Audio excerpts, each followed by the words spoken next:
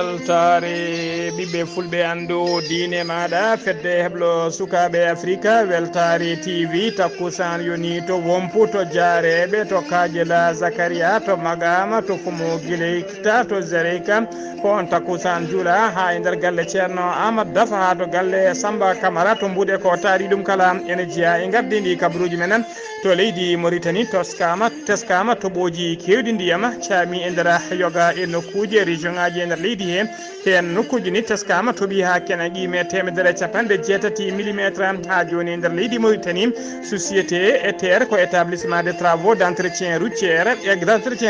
e gardogol Amadou Tijani Thiam ɓe mbaɗi erango faade dendagal ɓen dognoɓe otoji nde jarata jaam jaam e oɗo saaha joni saabu yoga e nokkuji ne teska tigui e laabi he koko fuɗɗi bonde équipe technique saji noon nana nulda e nder yoga e ɗi nokkuji gam fewnidde boliɗi to leydi Sénégal ko aleda hande capantati e goho lewru juillet hitande ujunnaji ɗiɗi e nogas e ɗiɗi woni ñalawma ko fate subgoji sarɗiyeji nder leydi he to leydi Mali commissariat de police mo 4e arrondissement ɓe teeɓima fedde kay wuyɓe taw ko taƴoɓe dartornoɓe hakkude tawitatoɓe hakkude Bamako faade Ségou to leydi Nigéria toon ko seɓɓitiɓe mbaɗi ñangu mumen e poste dadiɓe goto ɓe mbaɗi jangu mumen e poste dadiɓe tawateɗe e nder wuuro e nder tawatego e nder wuuro witego Zumaro ko to leydi Madagascar ko waɗa boniɓe taw ko wuyɓe gayi kañumen jani e wuuro woto ɓe duppi wuuro ngo ko famɗi kala capantato ɗiɗo ɗe basi hen pittali mumen habruji men joolam jaɓeri ma en jaaha to dowlaji tentude Amérique to leydi Philippines to leydi Ukraine to leydi Espagne Palestine ha to leydi Russe bisimilla mone tekki hotodirte joni piren pacciren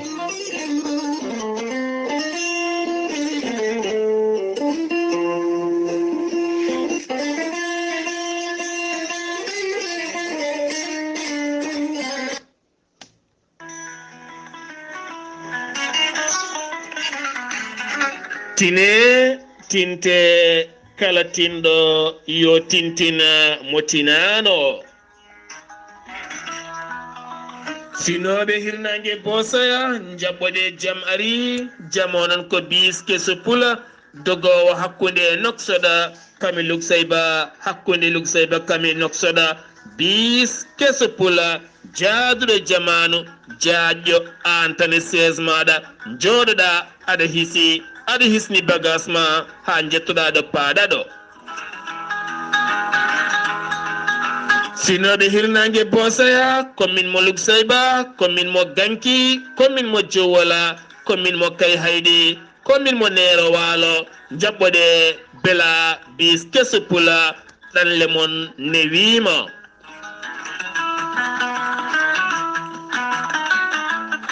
Alhaji Moustapha Sy ɓurɗandirede ma jiya Sy tambiɗo golle biso kala sayiɗi jokkodirde makko sofor ngana bawɗo golle moma teyɗo mbatta ko 41 70 65 12 so tawi koto noksot gonɗa aɗiɗi jokkodirde bis yangara hakkude noksoɗe lugsayba jokkodirta koye Aliou Mboyna Ba 46 02 69 16 walla jokkodira biyeteɗo Alhassane Sow 46 71 67 09 walla jokkodira e Mouhamed Luksayba Gorgola 27 05 17 08 musidɓe tedduɓe jokkodirene bis yangara hakkude Luksayba kami noksoɗa caɗele ɗannugal gasi ha laaɓi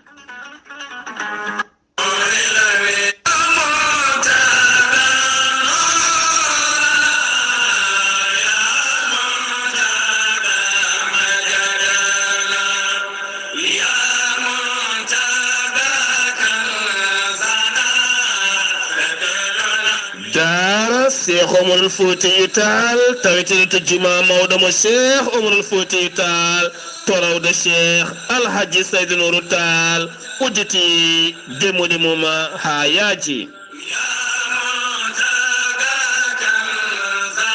dara Cheikh Omarul Foutiyou Tall ko dara jangguinowo Qur'anil Karim ne wonde arab kame français suko jangine ko wiyete ɓamtare ha yeyno lapipine ɓamtare muɗuma dara Cheikh Omar Fouti Tall ne hatujini suka jarawol duuɓi joyya ha fayma duuɓi 12 e ballal jomiraɗo sukorena deftarla teddude tawa daɗaka e ɗemɗe kutorteɗe e nder windere nde kala e dow yamirore ceerno Madani Tall kami dendagal ɓesgu ceerno Muntaga Tall kala e gardogola ceerno Makki Muntaga Tall kame ceerno Saydou Nourou Tall e dendagal ɓesgu ceerno Muntaga Tall kala aɓe jogui beelema habrude dendagal bandiraɓe kala daara Cheikh Omar Fouti Tall jangguinal Qur'anil Karim aɓe jogui sukaɓe renɓe deftarla teddunde e ballal duɗal Cheikh Omar Fouti Tall e ballal tambiɓe ngal ɗon duɗal daara Cheikh Omar Fouti Tall ceerno Hadi Tall kame ceerno Amadou Tall ne wonde ceerno Abou Diawa sa yiɗi hebde hen kollaɓi beele jokkodira e duɗal Cheikh Omar Fouti Tall tawetegal to juma mawɗo mo Cheikh Omar Fouti Tall mbatta ko 77 443 78 61 walla mbaɗa 77 652 53 24 walla mbaɗa 77 165 30 09 walla mbaɗa 78 149 44 31 walla mbaɗa 77 573 69 22 musidɓe tedduɓe duɗala Cheikh Omar Fouti Tall ko duɗala annora Qur'anil Karim e ɓerɗe sukaɓe kala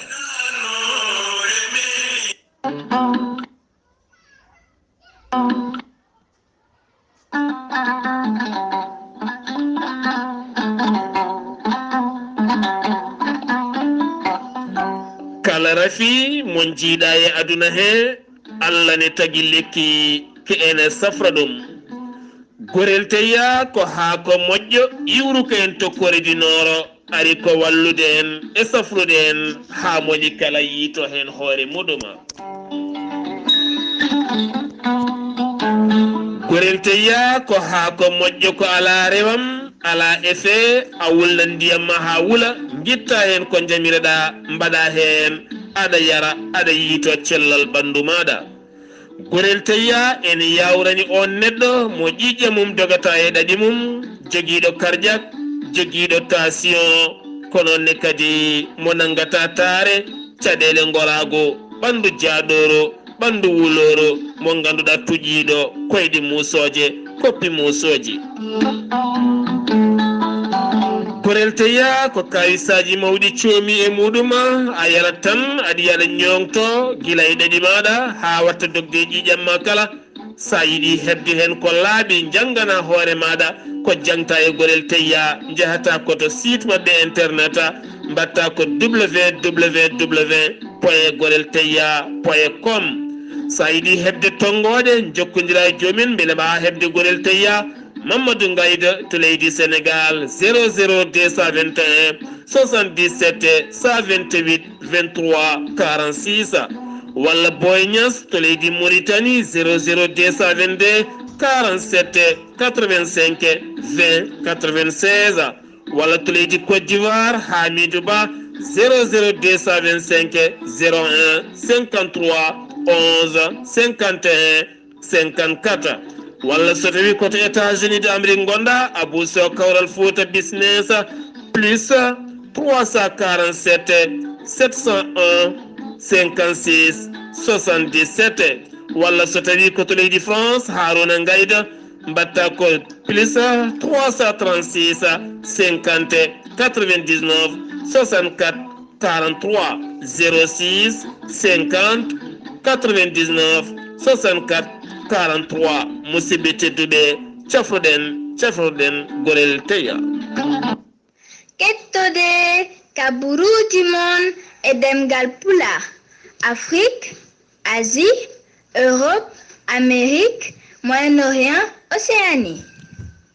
jam nyalle mon musidɓe tedduɓe eɗen goni e dewo capantati e goo lewru morso hitande ujunnaji ɗiɗi e nogasi ɗiɗi habaruji men e ɗemgal pulaar e sawta he ko musidɗo mon sehil mon Ghalii Abuu Bah to karallagal ha mbawon yiide en to banggue YouTube ko miñi men sehil men Saydou Abou Bah ko adi kabaruji men e ɗemgal pulaar noon eɗen pecca sunare men e dendagal hettiyankoɓe jayde men jayde weltare ɓiɓɓe fulɓe andu diine ma weltare TV kala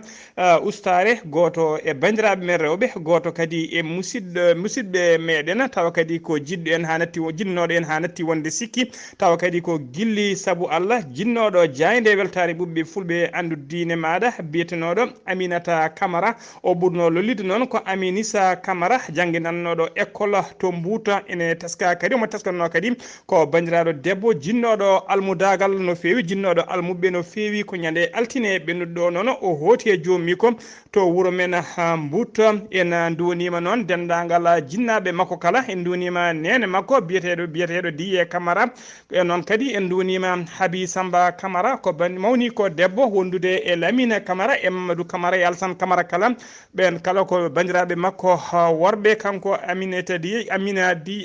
kanko Aminata Camara jaltuɗo aduna o en duwonima dendagal Mbuuta naɓe kala e Magama naɓe kala eɗen mbiya yo Allah yurmomo yafomo harnamo aljanna kanko e dendagal mayɓe julɓe kala allahumma amina habaruji men e ɗemgal pulaar koto leydi Mauritanie pudorɗen halfinaɓe ko fate rewidade toɓoji e nder leydi ndi ɓe kolliri tigui wonde nder waktuji nogas nayyi cakkitiɗi ɗi teskama toɓoji kewɗi ndiyam no fewi caami e nder yoga e région ngaji e yoga e leyɗe e daga e guure tawateɗe nder leydi he ha tengti noon e nder ɗiɗo région ngaji tati woni to wiyete Hoddela Garbi e to wiyete Asaba ha to wiyete Tagankala e nder ɗina e nder yoga e nokkuji teskama ɗi wonde toɓi toon toɓoji ɗi toɓi toon ken guime ha 1.6 millimétre so tawi koto Hoddela Garbi wuro witego Exgereta ɓen keeɓi ko 1.6 millimétre wuro witego Bedre heeɓi 1.4 millimétre Ayoun ko 4 millimétre so tawi koto région de Asaba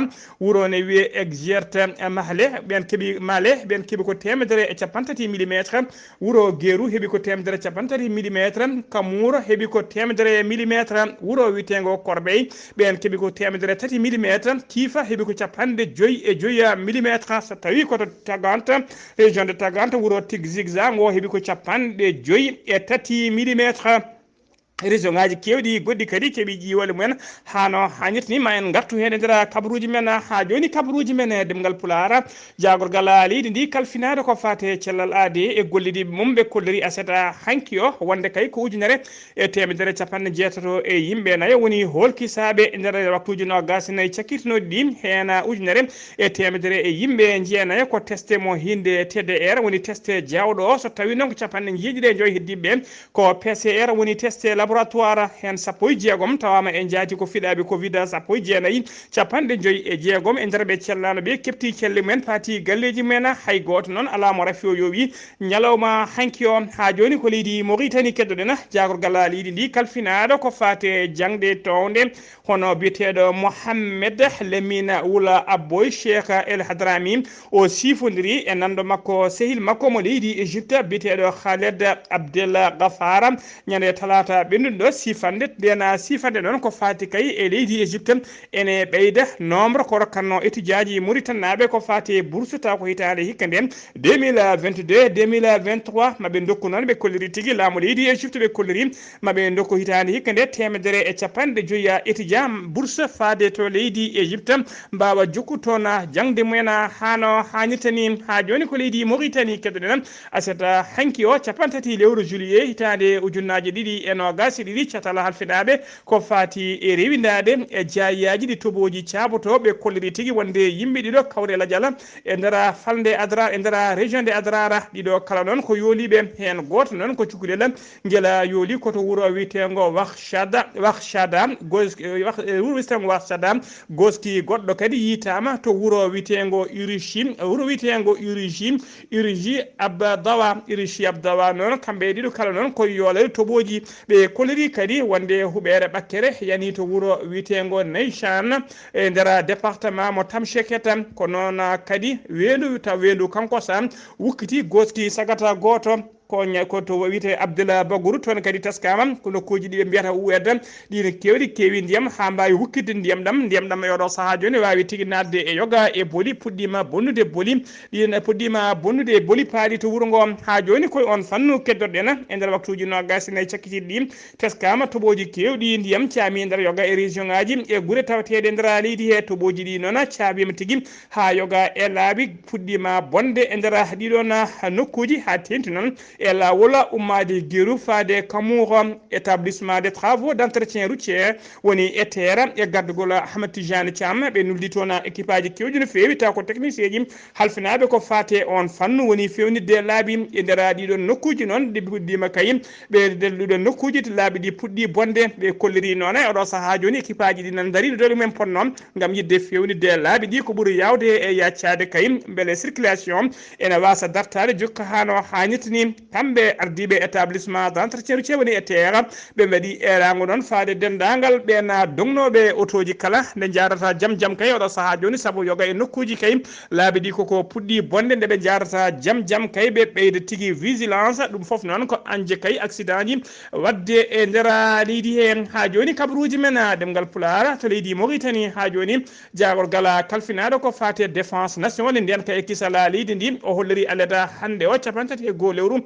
morso hitande ujunnaje ɗiɗi e nogas ɗiɗi wonde koninkoɓe leydi ndi guila wiyeteɓe marine nationale ha armée de l'air wondude sécurité civile kamɓe kala ɓe ndendini doole mabɓe e peeje mabɓe kay yidde fabade cukalel gotel bitengel Mohamed Ahmed wul Mohamed Mahmoudou ngel ɓurno lollide noon ko ngel ɓuuri lollide ko cheibou cukalel ngel noon ko wame nawno ngel ha e nder barrage mawɗo no fewi kangel e nder barrage mawɗo no fewi kewɗo ndiyam to e nder oɗon barrage nokku biteɗo boum deyda ngel wawi noon goltinade e poto goto taw ko poto en béton armé ko ngel nanggue poto he ngel goltini hen ha ngel wawi ngabbude joɗade dow oɗon poto ngel moƴɓini toon kay ha ɗiɗon hélicoptère taw ko hélicoptère laamu ngum wawi arde koninkoɓe faabuɓe mbawi fabade cukalel ngel noon e oɗo saaha joni e ngel hisi e ngel jama ha joni ko leydi Mauritanie teskama on nokku noon 150 millimètre ndiyam ɗum woni ko sami toon ha joni ko leydi Mauritanie keddoɗen justice mo leydi Mauritanie ha joni eɓe jokki ñawore mabɓe ko fati e mbuñari tawnodi e nder hôpital taw ko hôpital mère et enfant mo Nouakchott justice o noon ɓe koliri tigui wonde ɓe duttini e nder kaso biteɗo mintu bene jaram e goɗɗo ne wiye wuula mbareka e wondude e fournisseur uji ɗiɗi ɓen kala e oɗo saaha joni duttinama e nder kasoji comptabilité hôpital o comptable o hôpital o noon tawama tigui mbuñari nde o duttini e mbuñari tawama tigui omo détourni 497 millions woni 470 millions taw ko guya ko détourné e nder oɗon hôpital yimɓe ɓe o nanguida hewɓe kadi ɓen tuma tigui koko fati mbuñari e jeenari kewni goɗɗi woni ko wiyete privilège non mérité ko ɗum woni ko tawra kamɓe kala noon e oɗo saaha joni eɓe tawe e nder niɓuru ha joni kabaruji men ɗemgal pulaar seno mima to leydi Mauritanie koto leydi Sénégal paadena leydi Sénégal noon ko alada hande capantati e lewru juillet woni morso hitare ujunnaji ɗiɗi e nogasi ɗiɗi ɓe dawri sumgoji mabɓe suɓade ko fate sarɗeji leydi ɗi caggal kayne ɓe mbanno ruuma jarribo kewɗo fitnaji no fewi ko teskama noon maître Abdoulaye Wade men ɗo wonde hoorejo leydi ɗi taw ko gurɗo e oɗo saaha kala to leydi France o arti guila e darti e nder leydi Sénégal guila aljuma nogasi jeenayi lewru morso hitande ujunnaji ɗiɗi e nogasi ɗiɗi kanko woni tedde liste catala bitengal wallu Sénégal kanko maître Abdoulaye Wade noon o weddi kartal makko woni o votoyi ko nder bureau de vote école Falilou Mbacké taweteɗo to point 1 ha joni ko leydi Sénégal keddoɗen to leydi Sénégal keddoɗen to Fatiga Macky Sall horejo gendi Sénégal kañum ko toon votoyi to centre to Fatick to centre biteɗo ceerno Mamadou Sall o ardi toon noon koye cuddiɗo makko hono Mariama Faye Sall kañum e hoore mum koye nder on centre winditi ko toon wotata centre o noon en tawe hen ujunnaje 5 temedde jeegom e capantati jeetato électeur winditiɓe e makko e nder oɗon centre noon taw kadi nder centre o noon jogui bureau ji sappo taw ko bureau ji ɗi vote e nder région de Fatick kala teskama toon ko temedere capantere jeetati ujunere ene fawi temedde jeenayyi capanɗe jeeɗiɗi e électeur région de Fatick noon ko temedde joyyi e sappo e nayyi centre de santé centre de vote eɓe jogui kadi temedde jeetati e capantati e jeeɗiɗi bureau de vote Macky Sall e joom suudu mum noon ɓe gootitoki koye saaha koye toɓoji kewɗi ndiyam gonno e samde kono haɗaniɓe tigui yaltude waɗoyde vote uji mabɓe ha joni ko leydi Sénégal keɗoɗen Ousmane Sonko kañum woni mawɗo lamda Pastef koye mawɓe kadi catala bitegal Yewwi Askan Wi kañum e hoore mum woti ko sanga 10 heures to Ziguinchor to centre vote biteɗo aslem o erima noon dendagal yimɓeɓe kala nde vote tigui e kalma woni e deeyre kadi omo ɗamini omo yakori kaymaɓe keeɓa polgu taw ko polgu ngu alda e guule ha joni ko on fannu keddoɗen Mimi Touré walla mbiyen Aminata Touré kañum woni tedde liste Benno Bokk Yakar on noon wotoyi koto école école Cheikh Faye tawateɗo ɗo Kasnack to Kaolack e nder woti koye nder toɓo o erima yimɓe kala noon yo gar gota e keewal gota e peewal o holliri kadi wonde ɗiɗo toɓoji poɗani toɓo ngo fotani hadde yimɓe arde vodde saabu kay ngoɗo toɓo ko holliri tigui wonde ko bénédiction woni ko yurmede jomiraɗo faade yimɓe saabu kay koye ndungu wona ɗum noon hay goto ɗum fotani hadde arde vodde ha joni koye on fannu keddoɗen Abdoulaye Diouf Sarr ko gonnoɗo jagorgal kalfinaɗo ko fate santé mo leydi Sénégal mo jeeya kadi e biriji gembaniɓe dow landa Benno Bokk Yakar on e hoore mum ko alata hande capantati e goho lewru morso sanga 10h33 o yalti o wotoyi koto leggal yofa o erima yimɓeɓe kala noon e neɗɗagal nde mbawa tigui artirde hakkillaji mumen goota e dow neɗɗagal ɓe ganda kadi yo Sénégal andu e oɗo saaha joni ñalawma hande o dendagal windere nde kala hakkillaji mum keeti koye leydi Sénégal ɗum noon yo yimɓe tinno yo goota e neɗɗagal goota e peewal o woti noon koye bureau numéro 6 gona bureau noon tawe hen temedde joyyi e capanɗe joyyi e jeenayyi électeur to centre El Hadji Elimane Thiaw ene tawe to yofa ha joni koye on fannu keddoɗen jeen ha to wuuro witego Cilamboli naaɓe noon hewɓe ñalawma hande o koliri tigui kañumen noon kañumen gotata ɗum noon ko teskadeɓe kay laamu ngu ne welsidiɓe no fewi ha tengti noon wuuro mabɓe ne waɗi virage goto on virage e kala saaha yimɓe ne peere hen mbasa hen pittali mumen ɗe koliri noon ɓaade kay laamu ngu haydara ala ko wanniɓe wona panneau solaire uji andinde kay ɗon ne waɗi virage wona kay dodanuji wona haydara e kala saaha hay ñalawma hanki o teskama cukalel gotel ferama hen wasi hen fittali mum kamɓene ɓe kawri tigui ñalawma hande o kamɓe kala ɓe kawri koɓe jaltata wotoyde gam yidde hollirde mette mabɓe ma en ketto hen sowta biteɗo Abdoulaye Sall ko jeeyaɗo e wuuro ngo tawa ƴetti sowta makko ko Didier Diagarafa tawateɗo to Nanka FM Amadou Abdoulaye Sall assalamu aleykum rahmatullah assalamu aleykum Diagaraf calminama kadi so juuram min Abdoulaye Sall gonɗo diwan Thilembol bon hande bo wuuro ngo moom vraiment ne joti kam foof ɓe jaɓɓodiri mbi kamɓe mbawa fodde hande par ce que min jiiɗi hollirde mettere mabɓe nde wonno autorité ji nanɗo hen hokkaniɓe aussi koɓe jiiɗi ko faare banggue wuuro ngo par ce que wuuro ngo Cimbol ene télé goto ene rewi e nder wuuro he ene yalte mais village goto musɗo ene rewi hen sasa foof ene waɗa accident e accident ji auto ji ko kañum caabi par ce que auto ji mbiyatoɗo sasa foof ene mbaɗo allure à 120 130 kilomètres à l'heure 4 jours presque ma hoore mbawi ni taw ko deggodirde yimɓe hen mbasi hen pittali mum par ce que mbawi wadde noté que 5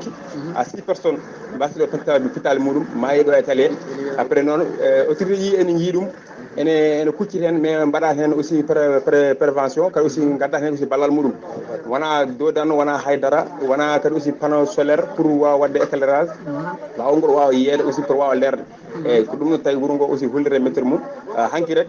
min gartuno aussi ubboyde miñiragal amen gotel oto aussi ene heeɓi yande mumen wasi fittane muɗum yum tawi mimi hande noon après min gara min kollamo météo vote min mbawa vote ɗum so tawi aussi ala ko autorité mo gari wadde e dow télé mbawde sa so dodan walla komo panneau solaire pour wawa holliriɓe mbawde avertir eyyi ñande foof ko ni ɓooyi noon ɓooyi guila 2010 affaire o fuɗɗi guila 2010 mi mayram ɗo sukaɓe mais ko hande kam vraiment min affaire ɗum muusi amen minen o ko daron wallon amen hen no feewi eyyi minen noon après autorité o gueɗo hanke min joddimi mumen les 4 communes kala maire joɗiɗi hen maire joɗinoɗo e 4 communes foof ari hanke tawtama funérailles o cukalel cekkinoguel hanke nguel min jooɗi min kaali min mbima maire o ko woru joyɗoɓe mi kala probléme o woni symbole sohli dodade yoɓe ballu min hen eyyi ɗum tawi hay symbole wiya wawa wadde vote joni ka foof aɗa kalama ko so on gornoɗo ara doga doole so tawi darɗo sasa foof ko asdaji ne ƴeewi eyyi jarseji ayi ko ni hen nder foof ko ni eyyi eɗen mbiya cimbol naaɓe tan yo ƴettu ciment nde soko sakuji 4 walla sakuji 4 ciment ɓe ɓakka e goudron he ɓe mbaɗa hen dudan mabɓe ko adi kay ko laamu ngu ene waɗa intervenir ha joni kabaruji men e ɗemgal pulara to leydi Sénégal ha joni keddorɗe enen ɗo Daouda Ka kañum woni directeur général aéroport AIBD woni Blaise Diagne o udditi noon aljuma ɓennuɗo o aljuma e cankinogas jeenaya lewru juillet e dow inde Macky Sall e dow yamirore Macky Sall hooreji leydi ndi o tardima toon ko fate cérémonie udditgol juma mo wollanteɗo Allah taw ko Macky Sall kañum mahi e nder nde ɗon aéroport nde AIBD to Diassa juma ka noon ene waɗi morgue mum ene waɗi kadi kala ko yadata hen ko juma garduka yaduka e jamanu ha joni kabaruji men e ɗemgal pulara to leydi Sénégal jeena ha to Ziguinchor jabɓuɗen musidɗo men sehil men Amadou Issaga Kébé assalamu aleykum wa rahmatullah. rahmatullahi taala wa barakatuhu. Ghalii Abuu Bah a salmitama dennagal kettotoɗo weltare TV salmitama. kabaruji garanɗon ɗo e nder Ziguinchor eɗen gandi hande Sénégal foof dawri hande woote enen noon en gaddama ɗo e école ka école o ɓuuri mawnude e bureau ji ɗo e nder Ziguinchor ko école ɓurɗo mawnude jeeya on waɗi bureau ji nogas ina wayno enen joɗanɗe ɗo ko Zig FM e kabaruji eɗen dokkira to banggal wolof e banggal pular e banggal arab onon e weltare TV lutata on kala ko wawi heɓede hen so Allah jaaɓi janggo ma on keeɓa kabaruji ɗi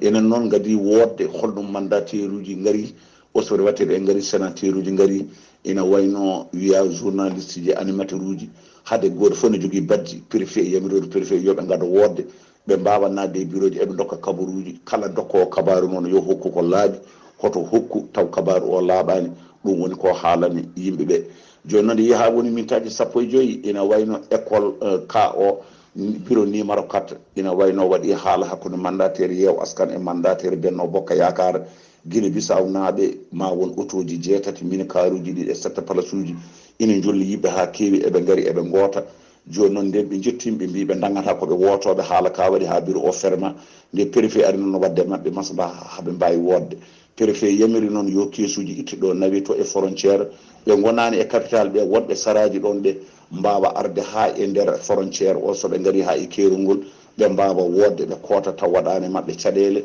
ɗum ɗon woni ko keewi ko joni noon correspondant meɗen oɗo holi oɗo Lamine Ba kanko de joɗani ɗo ene RFM on namdima préfet o wi joni noon kabaru dogowo e réseaux sociaux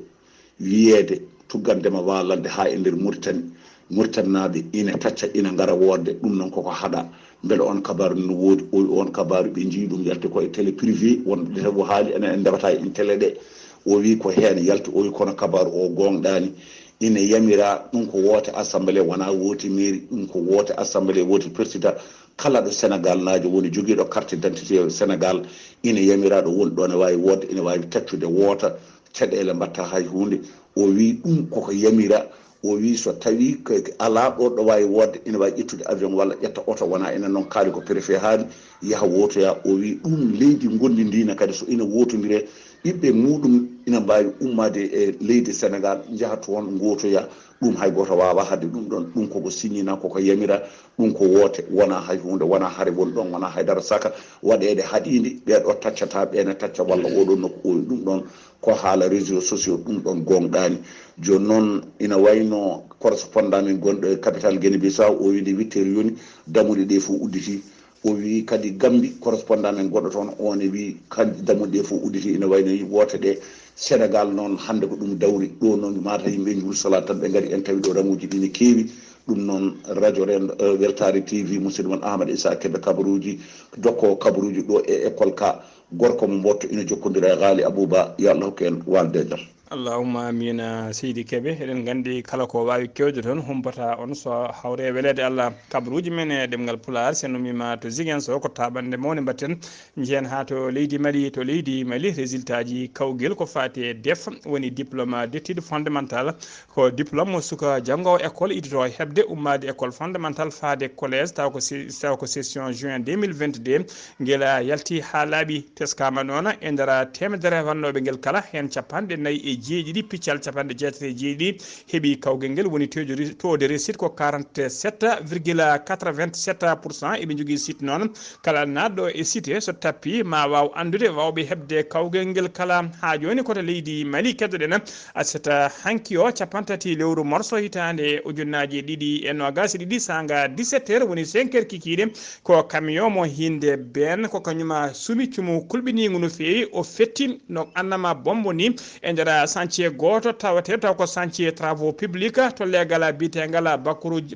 bitegal Bako Jikoroni e nder commune 5 mo Bamako sara station ñenta o bilan provisoire gadano mo kebden non ko yimbe tato mbasi hen pittali mum yimbe hewbe kadi ngañima hen teskama kadi matériel kewdo boni hen ha joni ko leydi Mali kettoden kene wona joni lewru ko catala CEDEAO fawtuno sanction ngaji di pawno e nder dow leydi Mali kono non teskama gila dina sanction ngaji pawta ha joni teska tigi kerola hakkunde leydi Niger faadi leydi Mali kerol ngol ha joni koko uddi teskama non e yontere mayne de douane mo Niger be mbadino refoulé be don passager ji taw ko yimbe umminobe nder leydi Mali to fande gawo yinnobe yaade to Niger mbadama refoulé kanyumen fof gartina nder leydi he be kolliri non ha odo saha joni non haydara ala ko laamu Niger haali kay holko saabi ene udda kerol mum hakkunde mum e leydi Mali ha joni ko leydi Mali keddoɗen commissariat de police mo 4e arrondissement mo 14e arrondissement Bamako ɓe jiiti taw ko fedde mawde taw ko dartornoɓe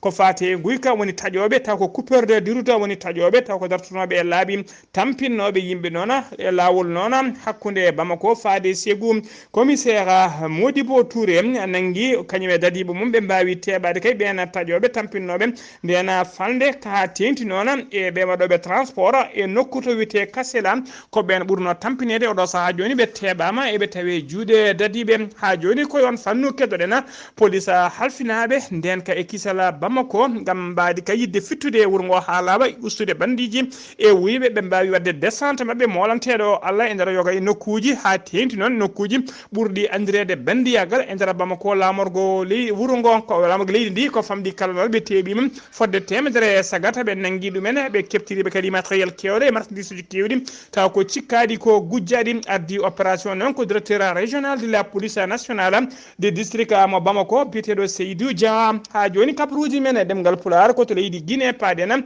yimɓe ɗiɗo taw ko responsable uji catala bitegal FNDC woni Front National de la Défense de la Démocratie de la Constitution ɓe nangama tawi kadi ko dadiɓe leydi ndi nanguiɓe ɓen goni biteɗo Fonike Mengue ko journaliste kadi ko coordonnateur national catal FNDC woni Front National pour la Défense de la Constitution ɓe nanguimo noon ko jamma aseta hanki o capantati lewru morso hitande ujunnaji ɗiɗi e nogas ɗiɗi ko militaire uji arɓe ne mbaɗi encagulé woni tigui ne mbaɗi laafaji ɓalleji ene murtini e koye mumen ala ko yiyete so wona guiti mumen ko kañumen nanguimo ɓe nanguidimo noon koye goɗɗo ene wiye Ibrahima Diallo ha joni kabaruji men ɗemgal pulaar koto leydi Burkina Faso paaden